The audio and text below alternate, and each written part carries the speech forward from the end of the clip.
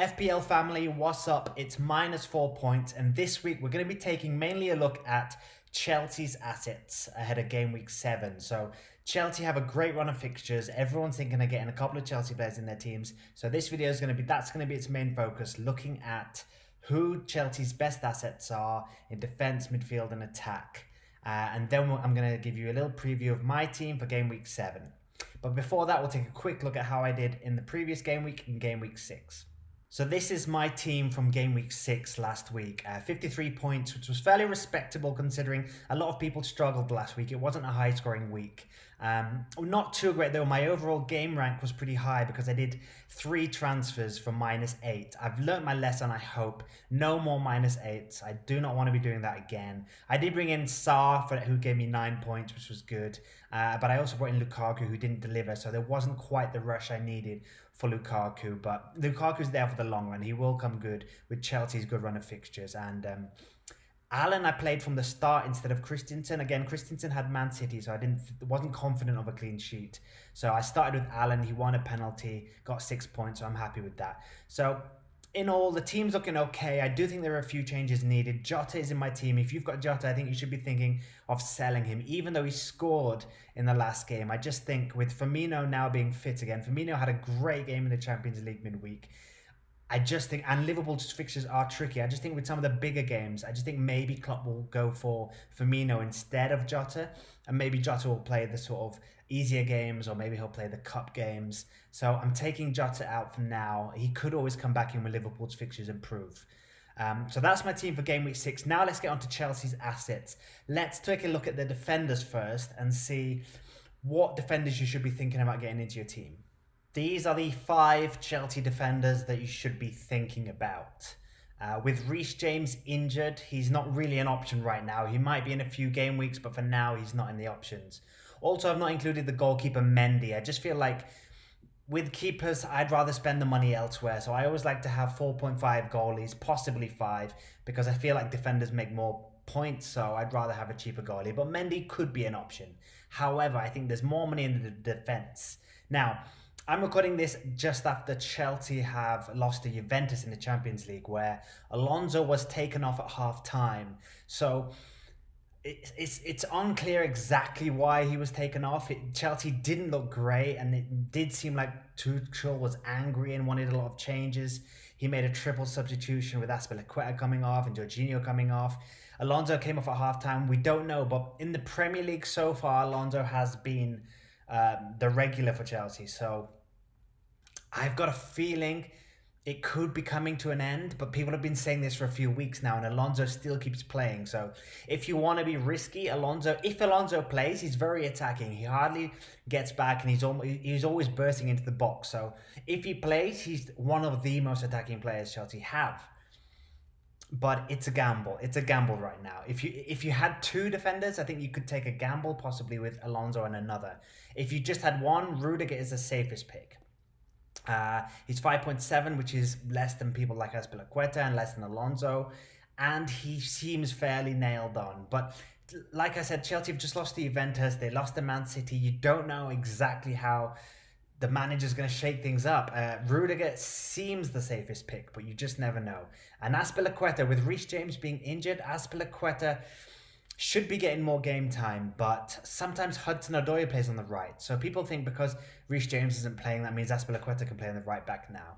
But it's unlikely, and Azpilicueta did start against Juventus in the Champions League. So will he start again in the league when Chelsea have a lot of options at centre-back? So I'm not so certain about Azpilicueta. I think if you were going to go for that central role, Rudiger would be a safer pick than Azpilicueta, but Azpilicueta can play right back. And if Chelsea are struggling at a little bit at the moment, and they want to play the captain, it would make sense for him to come back in the team. Christensen, I think, is the dark horse. He's been great since Tuchel arrived, basically. Christensen's been great. He finished last season great. He had a great Euros. He started this season great. He has looked a very good player, and he's missed only 1 week so far after a heavy international break. So Christensen is a dark horse. He has been in my team for a while. I think Christensen's a little bit like Alonso. I think if you had 2, you could have one of them. But I just think if you want it safe, it's Rudiger. Maybe even Azpilicueta is safer. Christensen's a gamble, but he's the cheapest. He's cheaper than the other players who are more likely to play, so you might want to take that risk in terms of money. And then I think Chilwell is worth considering now. If Alonso doesn't play next week and Chilwell plays and say does well, it could be that this is now Chilwell's time, that he's now going to be the first one. This happened when Tuchel first took over at Chelsea. Alonso was the number one, then Chilwell came in and stayed there. We'll have to see what happens. I think it's 50-50 at the weekend between Chilwell and Alonso. You just don't know yet. I think it could be too risky to go for either one, but if you wanted to take a risk, perhaps Alonso's a little bit more likely now, and Chilwell wants to keep an eye on the watch list, so he could come in later. So those are Chelsea's top 5 defensive assets. I don't think players like Thiago Silva and Chalobah and Reece James, because of his injury, are worth considering. So for now, let's look at the midfielders and attackers. These are the 3 midfielders and 2 strikers that I've included as players to think about from Chelsea. Kovacic is the cheap midfielder who a lot of people have been bringing in their teams lately. He was 5 and now he's 5.2.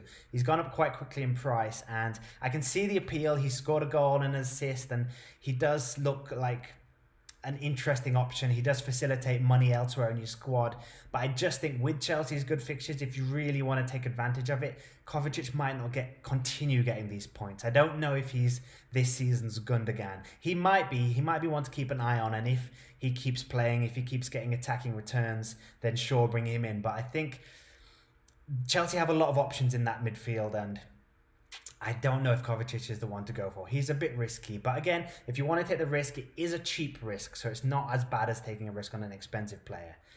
The obvious pick is Lukaku. He looks like the real deal this season. He's had a good start to his Chelsea career. He hasn't scored in the last 2 games, but I mean, they've been tricky fixtures. And I do think with Chelsea's easy fixtures coming up, Lukaku is the obvious option. A lot of people are taking Ronaldo out for Lukaku, which I can see why. Ronaldo has tougher fixtures coming up. So it would be quite an easy switch for a lot of people just to do Lukaku in for Ronaldo. But I'm going to persist with both of them and try and squeeze them both in for now. But Lukaku, yeah, he goes without saying. He's the obvious option. In midfield, Mount and Havertz. I think Mount is an exciting option. He's an attacking player. He could get a lot of assists in this period. There's going to be a lot of attacking from Chelsea. He could easily get some goals. He could easily get some assists. He has been injured recently, which is why his price has dropped a little and why not a lot of people have Mount in their teams anymore. But I think if he gets back to full fitness, gets a little bit of confidence, he could be a good differential. I think a lot of people are going to be doing 2 Chelsea defenders and Lukaku. So if you want a nice little differential in there, a midfielder like Mount or Havertz could be an option, because not a lot of people have Mount. So it could be a nice differential. And Havertz too. I think Havertz started at 8.5 this season and he's dropped price value. He hasn't hit the ground running, but if he gets his fitness back, he just needs his confidence back. Mount and Havertz should be the 2 midfielders playing behind Lukaku. That's kind of what would seem like Chelsea's ideal formation, but you just never know. They're in a lot of competitions, and you never know. But if either of those 2 get running, I'd keep your eye on them. Put them on your watch list, Mount and Havertz. You never know. In a couple of game weeks, they may be really good differentials. And the last pick is a cheeky one. It's Timo Werner. It's a risky one. It's a bold one. And here's my logic. Let me explain. I just think, yes, Chelsea have easy fixtures, so a lot of people are going to be getting in as many Chelsea assets as they can now. However, because they're easy fixtures, I just wonder if some of the players will be rested, because if Chelsea's Champions League games don't go quite to plan, and they really need to win the last few Champions League games, and they have these easier games in the league, there could be a case where some of the best players get rested in the league. And players like Werner, I mean, Lukaku's playing every game at the moment. I don't know if Lukaku can keep playing every game and Chelsea keep him fully fit. So there could be games when Lukaku's rested. Werner could also play in midfield. Against Man City in the last game, Werner and Lukaku both played up front. So you never know what Tuchel's thinking. Werner is a very risky pick. It is a cheeky pick. If you went for him, it would be a good differential if it paid off. However, it's too cheeky and risky for me. I'm not going to be going for it. So those are the Chelsea assets analysed. I'm now going to be showing you my Game Week 7 team for the coming week. So this is my team for Game Week 7. This is next week's team. I've done 2 transfers and it is confession time. I've made a mistake. I feel I did a try. I rarely do it, but I did an early transfer on Sunday evening, just because Alonso looked good. He looked attacking. I was gambling that he was going to look electric against Juventus and he'd stay in the Chelsea team. And I wanted to beat the price rise. I had a sort of 3-week plan where I needed these players to stay at this price, and I did it. And I shouldn't have done it. I put Alonso in my team on Sunday, and now I've just got to sit there. I've just got to see how it plays out. I've got Christensen and Alonso at the back, and Alonso I think is a 50-50 call. He came off at half-time in the last game against Juventus. I don't know how it's going to go. I hope he starts. I've just got to sit by and see what happens now. So Alonso's in the team. It could be a mistake. I've got Christensen and Alonso in defence. Tierney and Trent. Trent's another fixture. He's in doubt. Trent is hit and miss basically. On the site, it's showing that he's 75% chance of playing. I'm uncertain about Trent, but I think it's Man City, so I'm not expecting a great score anyway if he does play. And after this, they have the international break. So a lot of people are taking Trent out. I think I'm sticking with him now, just in case even if he misses one game, after the international break, he'll be back in. And then I don't want to miss out on him if he comes back firing with assists and points. So Trent's staying in there for now. If he's injured, Allen and Livramento could come off the bench. Salah, Gray, Rafinha, and Sarr. Rafinha was my other transfer this week. I just think he's looked too lively in the other two games. Even when he's only played around 60 minutes and then he comes off, but he's looking really lively, Rafinha. And I think going forward with Leeds' fixtures, he's someone I want in my team for the long run and not just next week. So he's come in, and up front, I'm sticking with Ronaldo and Lukaku. Both who, if they don't both hit this week or next week, it's looking like I might have to rethink my strategy of Ronaldo and Lukaku, just because there's so much money in there. And if they're not both firing, like Ronaldo didn't score last week, he didn't score in the Champions League. Manchester United just look a little bit off. Chelsea have lost 2 games in a row now. They don't look quite as fluid. So both those strikers, I think, their places are at risk. There are players like Antonio, Danny Ings, possibly Bamford, Maximan.